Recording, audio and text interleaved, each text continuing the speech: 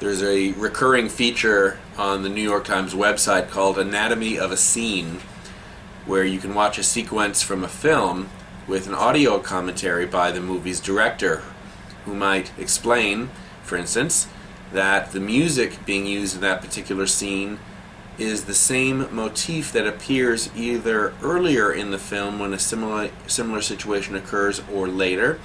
Whenever a musical theme or a visual one or a verbal one is consciously repeated in art, those themes are cues for us to make connections.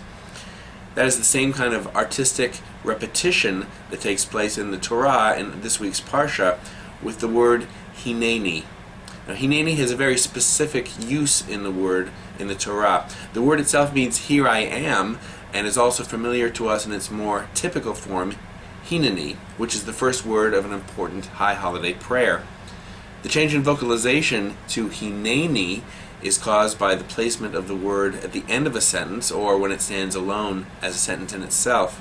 And that's not merely a matter of Hebrew grammar, but also of theological forethought, which is to say that while hineni appears a number of times in the Torah, hineni only appears when there is a call, usually one from God, and a call that precipitates an important journey.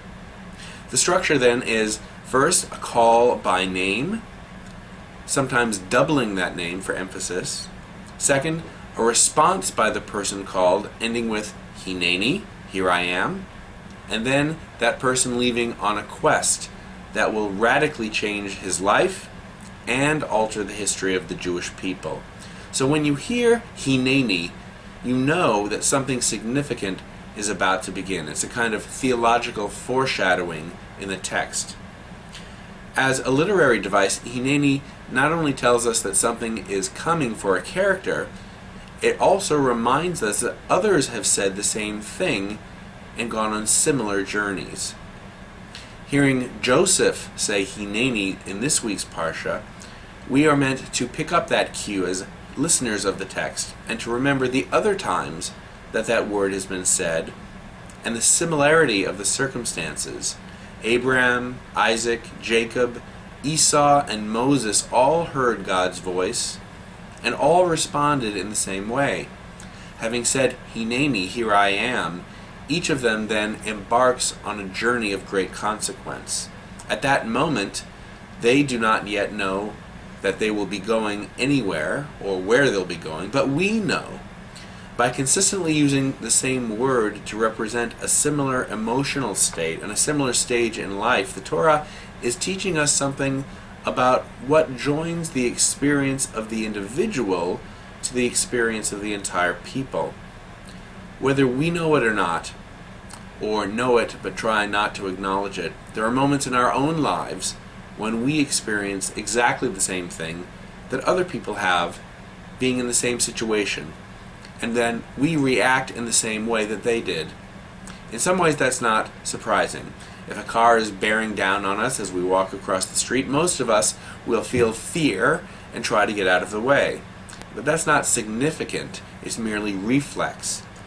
What I'm thinking about are hineni situations, where we have some discretion about what we will say and do, where we choose to repeat long-established patterns, even if we are ignorant of the pattern itself.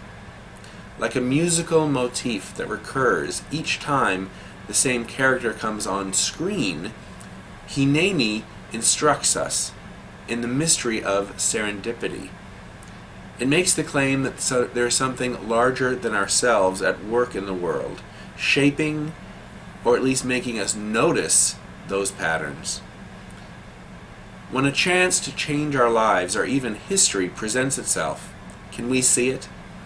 When we hear a possible future summon us by name, call it opportunity, call it destiny, call it beshert, the way God called out to Joseph, can we, like him and the others in our text, stand still for a moment, not knowing where things might lead, and have the courage to say, hineni, here I am, ready to go.